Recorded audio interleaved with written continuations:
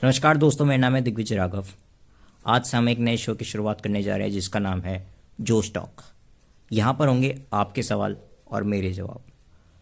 दोस्तों, ये वो सवाल हैं जो आम लोगों के लिए बेतुके साबित हो सकते हैं, लेकिन इस शो की मदद से हम ये जानेंगे कि ये सवाल इतने भी बेतुके नहीं जितने आप समझते हैं, बल्कि ये सवाल इतने ज़्यादा इंपॉर्टेंट है और इनके आंसर्स यानी कि उत्तर उससे भी ज़्यादा इंपॉर्टेंट है। तो चलिए बिना किसी देरी के हम अपने पहले सवाल की ओर बढ़ते हैं। दोस्तों, आपको पता है कोविड के बाद ऐसी कौन सी बीमारी है भारत में जिसकी वैक्सीन अभी तक बनी ही नहीं? हालांकि कोविड की तो वैक्सीन बन चुकी है और बड़ी मात्रा में सबको लगाई भी जा रही है, लेकिन ऐसी कौन सी बीमारी है जिसकी वैक्सीन अभी तक बनी नहीं और एक आग की तरह मेरे पूरे भारत में फैलती जा रही है? उस बीमारी का नाम है डिप्रेशन, जिसका सबसे बड़ा शिकार हमारे आज का यूथ हो रहा है। जो स्कूल्स में पढ़ते हैं बच्चे, जो कॉलेजों में जाते हैं बच्चे, वो डिप्रेशन के धीरे धीरे करके शिकार होते जा रहे हैं और जिसके कारण वो परिवार से दूर रहना शुरू कर देते हैं, एक रूम में बंद रहना शुरू कर देते हैं। एक तरह से जंजीरों में बंधना उनको पसंद आने लगा है। बाहर के रिलेशंस बिल्कुल तोड़ दिए जाते हैं, उनको बाहर जाने का मन नहीं करता, पार्क में खेलना अच्छा नहीं लगता, बस डिप्रेशन। और आखिर में इसका नतीजा क्या होता है? सुसाइड।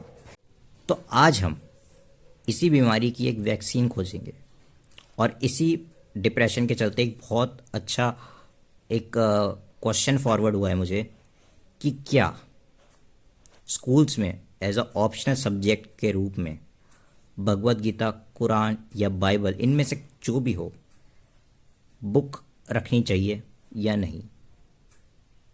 अगर सोचो, अगर भगवत गीता क्लास 11th या 12th या 10th में से ही एज अ ऑप्शनल सब्जेक्ट रख ली जाए तो कैसा होगा? क्या होंगे इसके पॉजिटिव पॉइंट्स और क्या इसके कोई नेगेटिव पॉइंट्स भी हो सकते हैं?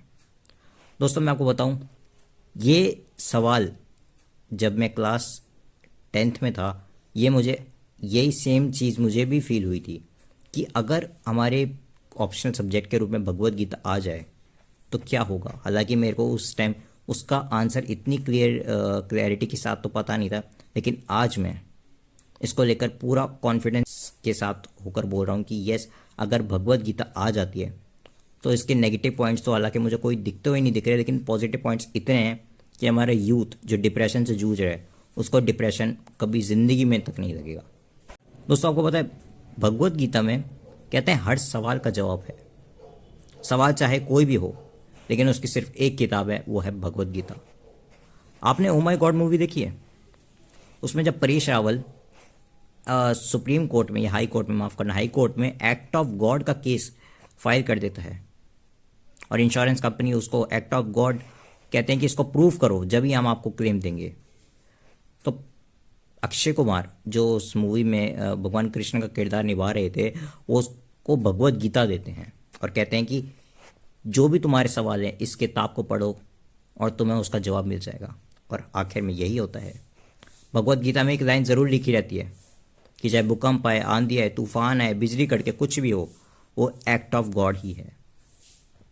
दोस्तों, Bhagavad Gita as a answer book सिर्फ रियल लाइफ में नहीं, रियल लाइफ में भी साबित हो सकती है। अगर हम ऐसे क्वेश्चनों का आंसर अगर उसमें ढूंढने जाए जो हमारे दिल में है या हम पूछने से किसी के साथ हिचकिचाते हैं, तो उस सवाल का जवाब हमें ज़रूर उसमें मिलेगा। मैं आपको कुछ केसेस बताऊंगा भगवत गीता से रिलेटेड और उन केसेस से हमें आखिर में ऐसे ऐसे सवालों के जवाब मिलेंगे जिनको शायद आपने आज तक कभी सुना ही नहीं होगा। और अगर आप उन केसेस को थोड़ा और डीपली स्टडी करेंगे तो आप भी चौंकने ज़रूर हो जाएंगे। दोस्तों, आपको भगवत गीता के इंसिडेंट्स तो याद ही होगा जब द्रौपदी का वस्त्रहरण हुआ था। लेकिन आपको पता है द्रौपदी का वस्त्रहरण हुआ क्यों था? क्या वजह थी? आपने शायद अगर महाभारत देखी हो तो आपको एक इंसिडेंस याद होगा जब युधिष्ठिर का शुरू में जब राज्याभिषेक हो रहा था तो सारे कौरव युधिष्ठिर के उस महल में गए थे और वहाँ पर गलती से जो दुर्योधन था वो पानी में फिसल जाता है और गिर जाता है जब जाने जो अपने वापस जा रहे होते हैं हस्तिनापुर। तो द्रौपदी उसको पॉइंट आउट करके क्या बोलती है? अंधे का पुत्र अंधा। और इसी बात को दुर्योधन अपने दिल में बसा लेता और उसको इतनी उससे खुंदक होने लगती, उसको इतनी जलन होने लगती कि मैं भी कुछ ऐसा करूं कि द्रौपदी भी भरी सभा के सामने उसको भी इतना बुरा लगे जितना मुझे भी बुरा लग रहा है। इसी कारण द्रौपदी का भी वस्त्राहरण हुआ था। दोस्तों, इस इंसिडेंट से हमें क्या सीखने को मिलता है कि हमें किसी के सामने किसी का मजाक नहीं उड़ाना चाहिए, और अगर हम किसी का मजाक उड़ाते हैं तो हमें उसका फिर फल भी ज़रूर मिलता है। दूसरा इंसिडेंस, आपने एकलव्य का नाम सुना है? हालांकि अभी मेरी एक वेबिनार भी हुआ था धीरू ठाकुर सर के साथ, मैंने वहाँ पर भी इंसिडेंट बहुत शेयर करा था और लोगों को काफ़ी अच्छा रिस्पॉन्स भी मिला था इस पर। दोस्तों, द्रोणाचार्य जब सभी पांडव और कौरवों को शिक्षा दे रहे थे यहाँ पर अपने गुड़गांव में, हमारे जहाँ मैं रहता हूँ गुड़गांव है, क्यों? क्योंकि यहाँ पर द्रोणाचार्य ने यहीं पे शिक्षा दी थी कौरव और पांडवों को। तो वहाँ पर उसी जंगल में एक आदिवासी रहता था जिसका नाम था एकलव्य। आदिवासी जब द्रोणाचार्य के पास जाते हैं कि गुरुदेव मुझे भी शिक्षा दीजिए इन राजकुमारों के साथ, तो द्रोणाचार्य मना कर देते हैं उसको शिक्षा देने से और कहते हैं कि तू तो एक आदिवासी है, अगर मैं तुझे शिक्षा दे भी देता हूं तो तू मुझे बदले में क्या देगा? एकलव्य कहता आप जो मांगो मैं वो दूंगा। लेकिन द्रोणाचार्य को क्या चाहिए था? उनको चाहिए था बदला, और बदला किससे चाहिए था मैं आप आखिरी में बताऊंगा।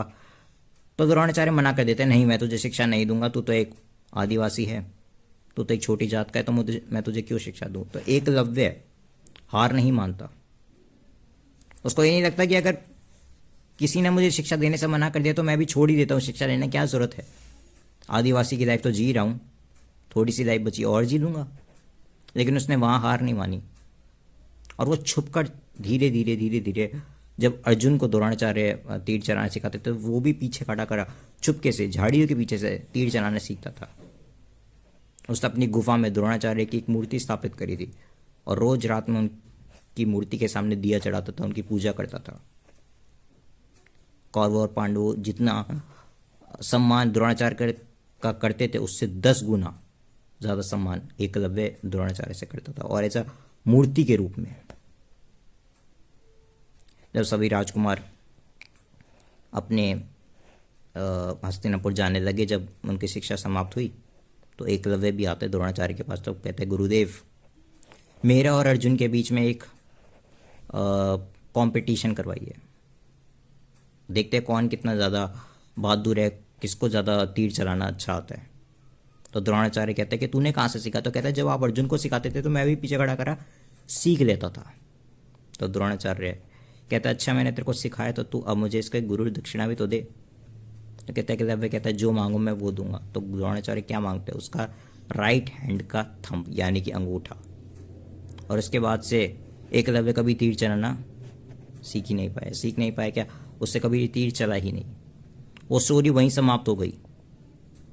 इस इंसिडेंट से क्या सीख मिलती है कि चाहे लाइफ में कितनी भी नेगेटिविटी क्यों ना हो, लेकिन पॉजिटिविटी ढूंढना हमारा अधिकार है, हमें उसमें पॉजिटिविटी ढूंढनी ही पड़ेगी। चाहे हमारी फैमिली में कितने ही बुरे वक्त क्यों ना आए हो, फैमिली की जो फाइनेंशियल कंडीशन है कितनी बुरी क्यों ना हो, चाहे हम कितनी छोटी जाति के क्यों ना हो, SC हो, ST हो, OBC हो, कोई भी हो, एक कहते हैं ना उसका जन्म का अधिकार मैटर नहीं करता, किस जात में उसका जन्म हुआ है या किस कंडीशन में उसका जन्म हुआ है, वो चीज़ मैटर नहीं करती। आप कितनी उसमें उस लाइफ को चेंज करने की कितनी उसमें ताकत जोड़ते हो वो मैटर करता है। अगर एकलव्य ने वही हार मान ली होती तो वो अर्जुन से बेहतर धनुर्धर बन ही नहीं पाता।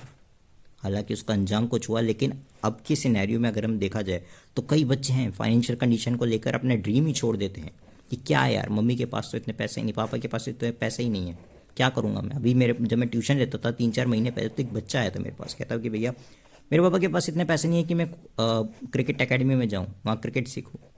तो मैंने क्रिकेटर बनने का ड्रीम ही छोड़ दिया, बस फ्यूचर फिनिश्ड। नहीं, कहते हैं ना जब हवा दरवाजे से नहीं है तो खिड़कियाँ खोलनी चाहिए। सेम यहाँ रूल यहाँ पर भी लागू होता है। मन में सोचते रहो, दिमाग के घोड़े दौड़ाते रहो कि और क्या कर सकते हैं हम। मेरे पास खुद, मैं अगर आपको बताऊं अपना एग्जांपल दूं, हालांकि मेरे को खुद का एग्जांपल देना अच्छा नहीं लग रहा है, लेकिन फिर भी मैं आपके लिए दे देता हूँ कि अगर मैं खुद का एग्जांपल दूँ, मेरे पास सबसे बड़ा पॉजिटिव एक, अगर आप कह सकते हैं, पॉइंट था कि मैं स्कूल जाता ही नहीं। मेरे पास तो मेन रीज़न था, यार मैं चल नहीं पाता, मैं क्यों स्कूल जाऊँ, क्यों पढ़ाई करूँ, क्यों इतनी मेहनत करूँ, सुबह सुबह 6 बजे उठकर बस में चढ़ूँ, फिर भैया वहाँ से स्कूल क्लास में बैठा के आए मुझे, सबके सामने, मेरे को शर्म भी आती थी बच्चों के सामने गोद में ले जाना, क्यों इतनी इतनी झंझटें क्यों पालूँ मैं। बट मुझे पता था अगर मैंने यहाँ मेहनत नहीं करी, यहाँ थोड़ी सी शर्म नहीं सही, तो बड़े होकर अगर मैं कुछ बन भी नहीं बनता हूँ तो उससे ज़्यादा शर्म मुझे उस दिन भोगनी पड़ेगी। फ्यूचर के अगर मैंने फ्यूचर के सर्कमस्टांसेस को मैं प्रेजेंट में जीता था कि अगर आज मैंने थोड़ी मेहनत कर दी तो फ्यूचर में मेरा कुछ ना कुछ तो बेहतर हो ही जाएगा। इसलिए मैं स्कूल गया, इसलिए मैंने कॉलेज करा, और आज जितने भी अगर मैं वीडियो बना रहा हूँ तो सिर्फ उस मेहनत की बदौलत, जितनी भी आज मेरे में नॉलेज है सिर्फ उस मेहनत की बदौलत।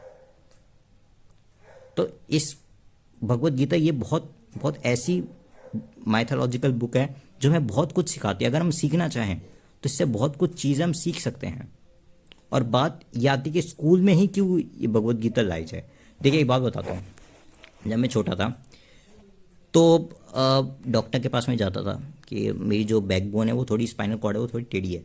तो जब हम डॉक्टर के पास जाते थे, मोही बाबा बड़े एम्स में भी गए हम, तो वहाँ पर जब हमने पता लगाया कि क्या बैकबोन जो स्पाइनल कॉर्ड है वो क्या सीधी हो सकती है मेरी, हालांकि यू शेप्ड है, तो क्या वो सीधी हो सकती है। तो वहाँ पर कहता है कि अभी तक ऐसी कोई टेक्नोलॉजी बनी नहीं है कि हम यू शेप को एकदम स्ट्रेट लाइन बना दें स्पाइन को। तो उस समय तो, अब उसके बाद तो जब हुआ ही नहीं। अब जब मैं बड़ा हो गया, जब ऐसी टेक्नोलॉजी आ गई है, जब अब मैं एम्स में जाता हूँ तो कहते हैं कि नहीं, अगर आप बचपन में जो चीज़ ठीक हो सकती है वो बड़े होकर नहीं हो सकती। Same as it is rule यहाँ पर भी अप्लाई होता है। जो चीज़ें स्कूल में सिखाई जाती हैं वो बाहर, अगर आप कॉलेज में या फिर अगर आपके मम्मी पापा आपको बाद में सिखाने जाए, वो चीज़ आप कभी नहीं सीख पाओगे, क्योंकि स्कूल की जो एज होती है वही सीखने वाली एज होती है। आप जितनी वहाँ से चीज़ें सीख सकते हो वो आगे जाकर कहीं नहीं सीख सकते। जितने संस्कार आपको स्कूल में मिलते हैं उतने संस्कार आपको बाहर अगर मिलेंगे भी तो भी आप सीखना नहीं चाहोगे, क्योंकि आपको आपकी परवरिश ही उस कदर हो सकती है कि आप आगे सीखने की चाह ही नहीं रखोगे। इसलिए भगवत गीता में ऐसे ऐसे संस्कार देती हैं जो अगर हम स्कूल से अप्लाई करना शुरू कर दें तो आगे की लाइफ हमारी बहुत ईजी हो जाएगी, और डिप्रेशन ऐसी चीज़ों की तो हमें बिल्कुल ना ही आएंगी, ये मान लीजिए। तो आज का जो हमारा सवाल था, हालांकि मुझे लगता है आपको बहुत ये वीडियो से थोड़ी जानकारी मिली होगी। तो मेरा नीचे इंस्टाग्राम हैंडल है, तो और फेसबुक का भी हैंडल है, तो अगर आपको कोई भी क्वेश्चन या फिर आपको कोई भी चीज़ मुझसे पूछनी हो तो आप इंस्टाग्राम पे फॉलो करिए, और मुझे या तो आप डीएम भी, डायरेक्ट मैसेज भी कर सकते हैं, और वहाँ पर मैं आपको ज़रूर करूँगा कि मैं नेक्स्ट वीडियो जो आपके सवाल है उनका आंसर दे पाऊँ। जब तक के लिए धन्यवाद, जय हिंद।